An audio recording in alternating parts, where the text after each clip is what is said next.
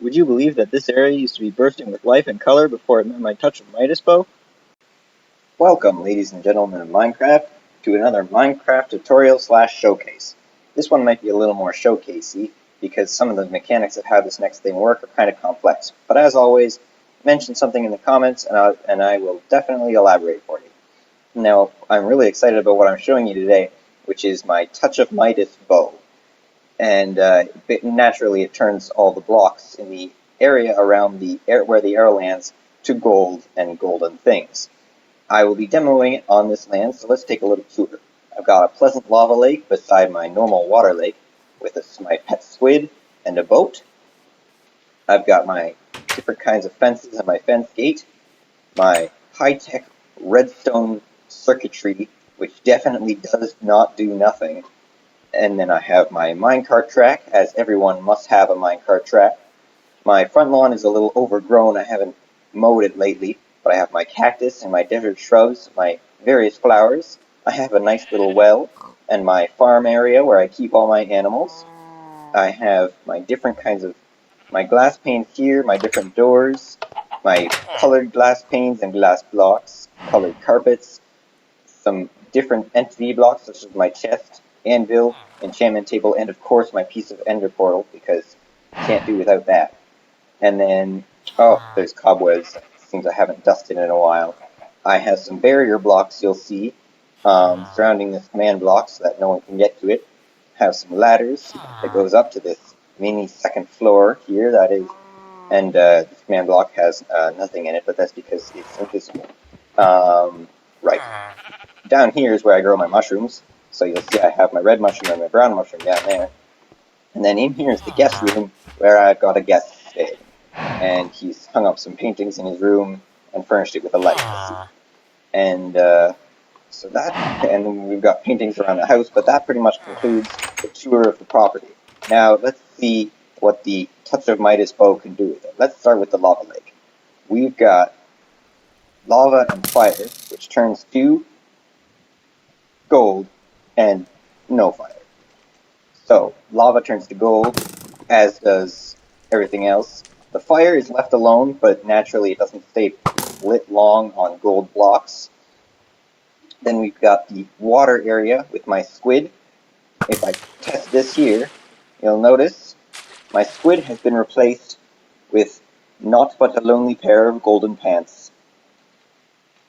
And thus is the fate of the entities near the item of the Minecraft Touch of Midas bow. Now, I chose to leave some entities, like the boat, alone. So they are protected in case you are on a boat and are firing this and want to turn your surroundings to gold without turning your boat to a gold block. So boats are left alone, along with some other things, as I shall show. Grass is deleted, or rather left alone, and then it disappears because it can't survive on gold blocks. Now, showing my different kind, my redstone turns all blocky and gold, and the pieces of redstone and repeaters and such actually turn to gold pressure plates, so it kind of keeps the height texture of them. For my various minecart things, all the rails turn to powered rails, and the minecart is left alone, and the corner rails are also left alone. So rails will still work, and you get free powered rails out of this. So if you ever need gold things, this is the item for you. Now the well, you'll notice the fence posts turn to complete blocks of gold, but the water is left alone.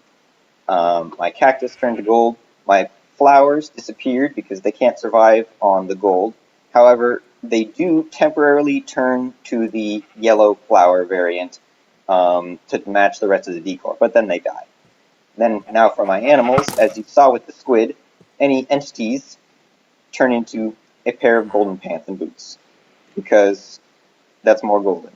And you'll see, it seems a chicken has laid an egg here, but it turned into a gold block. I will just give a little demo of that with another item. If I spread some entities around here, some items around here, and then shoot the Touch of Midas bow upon them, they are now gold. So the Touch of Midas bow works on pretty much everything. Doorway buttons to get in the door turn to gold. The doorways and doors turn to gold, so you'll have to break through those. And then the different kinds of colors of glass panes turn to the yellow glass panes to better fit the decor, as you will notice the carpets do. So everything changes. The pictures are left alone. Cobwebs turn to gold. Golden cobwebs. It takes a little moment for it to activate, but when it does its job well. So, you'll notice that it affects a fair area. It's a radius of 5 around the arrow, and that seems to be a sufficient amount. You'll notice ladders, command blocks, and barrier blocks are unaffected. So I chose to leave those alone because command blocks and barrier blocks should generally be left alone by everything because they're kind of operator blocks, and it's nice if they stay untouched. And ladders, it just seems that it's appropriate that they stay. Now for my guest room, I've got my guest here, and he will fall victim as well to the touch of Midas bow. And the door turns into gold blocks, and my guest turns into golden armor. He's a solid gold guest. So, and then his paintings and store torches are still there, as are the signs. So that, my friends, is the touch of Midas bow as I have created it, and I must say that I am thoroughly happy with it. So, now I'll get to the part where I show you how it works. I will now teleport myself to the mechanics. It's a little vast, so I'm going to give a quick and dirty explanation of how this works, and then I'm going to go a little more in depth about some of this, particularly the operations that go on, the commands I use, for the people who are interested in that sort of thing. So, first of all, we've got 3 main sections, 3 blocks that I'm dealing with, 3 blocks of blocks.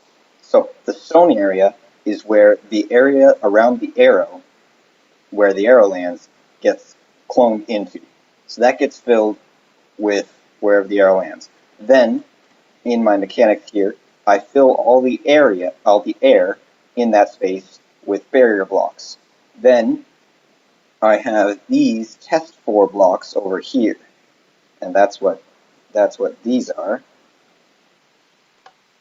I have these check every single block inside the area of this stone square for a barrier block. For everywhere there is a barrier block, it puts an air block in the respective position in this gold cube, effectively making a golden cutout of the area. So I'll let you see that in action so you can get an idea of how it works.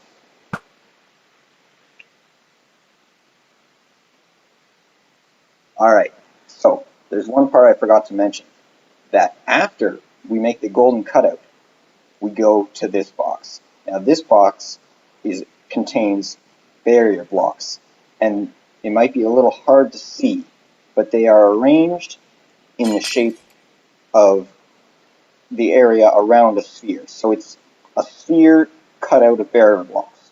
So then I take this sphere of air and barrier blocks, and I clone it masked over this, the cutout of the land. So it cuts off the corners and makes it look spherical. Then I replace all the barrier blocks with air, and then clone the area back to the arrow. So that's how it works in the short explanation. And now I'll go a little more in depth about some of the mechanics. So, first of all, the main heart of this machine is the same principle that I use for my selecting the different powers of arrows that I showed in my first video. So if you want more information on how that part of the machine works, you can go there and see that. But I took that same way of detecting bows and arrows fired from them, other way around, yes, no, that's good. And then, so I have this checked for if you're holding the touch of Midas bow, and then if you fire an arrow while holding it, it puts a command in that block to set a redstone block here. So when the arrow hits the ground, that block will put a redstone block here and set this chain in motion. What this is first, it clones the area around the arrow into the stone area that I showed you there. This is one of the only 2 blocks, by the way, in the entire mechanism that uses absolute coordinates. In other words, you can port this entire huge thing into your world if you have a download schematic that I gave you, and it'll work as long as you change these coordinates here and the coordinates in this block to match the coordinates of where things are in your world. And I'll explain where those are. Or you can see where those are, because here it's cloning the area around the arrow, so in a 5 block radius around the arrow, into the stone area. So that's the coordinates for 2 points of the stone area, or for 1 point of the stone area. And then this block is filling the area over here, the gold square. It fills it with gold so that we have something to cut out of. Then these blocks are all placing redstone walls among the test 4 blocks that you see here. So if I fire an arrow, you'll see that happen. So you see it goes once and then twice. The first time to check for the barrier blocks and put the corresponding air blocks, and the second time to reset all the test 4 blocks to nothing, so that nothing carries over from the last time you fired the arrow. After it does that, it goes in here, and these all put walls of air where those redstone blocks are, so it turns them off. Then it goes through here and goes around the loop again, placing the redstone blocks and then deleting them. Also of note is that when it goes through here, the redstone power goes through this block and to this repeater before this repeater activates this block. Then this repeater will activate this block, and it puts a block of air here, so that when the next time the signal comes around the circuit, it can't jump this gap, and it goes down here instead, and to this block, which places a block here of stone, so that the next time the system is fired, it can be ready to work again. So after that stuff, I go here and I take the big sphere shape from barrier blocks and clone it into my golden mold. Then I replace all the barrier in the area with air, and then I change all the items that are around the arrow. I change all their entity data to gold ingots, so everything in a radius of 5. And then I make a scoreboard objective. This is to deal with the entities. So I make a scoreboard objective called do target. I set every entity's score to 1, and then here I power a row of command blocks that sets the entities specifically that I want to deal with to other values. So here it'll change every entity with a do target score of 1 to the pair of golden leggings. So everything that I change to not be 1 will have a different reaction. So if there's ones that I change to 2, and if their score is 2, it'll place the full suit of golden armor, and if the score is 0, it'll leave them alone, like for minecarts and boats. So the mobs and other things are what get turned into leggings, and then hand-picked things that I laid out in the command blocks above our heads are like the villager, the skeleton, and so on. And then this is another block setting off more command blocks up there, which I'll explain in a minute. And then the device finishes by cloning the arrow of the gold mold back to the arrow, cloning that area, and then it kills the arrow and deletes the scoreboard objective do target, because I like to clean those things up when I'm done with them. I'm a programmer at heart. Okay, so then the next stage, or the unseen stage of this machine now, is these blocks that are above us. We have 4 different sections. We have the blocks to leave alone, we have the blocks to replace after, and then we have the entities to leave alone. So the blocks to leave alone, these are all the things that in the original mold that gets copied into the stone area.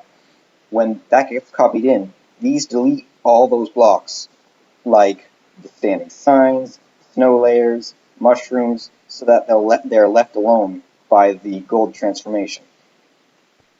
And then these are the blocks to replace after. So this is after the gold has been put in there, or a split second before, but it's really the same difference.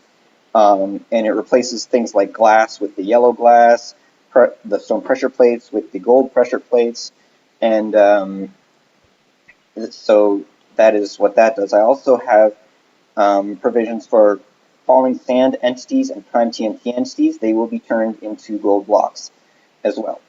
And then I have the entities to leave alone, so that's me setting the deep target score of entities that I don't want to affect to 0, and that I do want to have a full suit of armor to 2. So this is just the fine tuning to give it more functionality than just making everything gold. So that is almost everything. The last thing I didn't mention is just basically how this works, which is pretty simple. It's a test for, and then I set the commands by hand for each one of these, for each one in this wall, to target a block in the wall of the stone one, and then I just copy-pasted it over, so that I didn't have to do all of these, but I did do like 121 of these by hand. And then, so after it does the test for, it activates the comparator, and then places a block of air where it should be in the golden mold. So fortunately, those are all relative commands using a little tilde, or tilde, or however it's pronounced. So those never have to be retyped again, so thank goodness for that. So that is everything. Oh, except one little Easter egg I want to mention, which is that this was the how I originally implemented this system. I filled the air with TNT, and then teleported all the lit TNT into the stone box and destroyed all the blocks that weren't barriers. But I changed that. Well, that's everything. I couldn't go as in-depth to this as I wanted due to fear of boring you all, but feel free to let me know if you have any questions or wonderments. Thanks for watching and sticking around, and as always, I hope this was informative or at least interesting. I'll have more videos showing more stuff I've been working on in the future, so keep an eye out for that. Bye!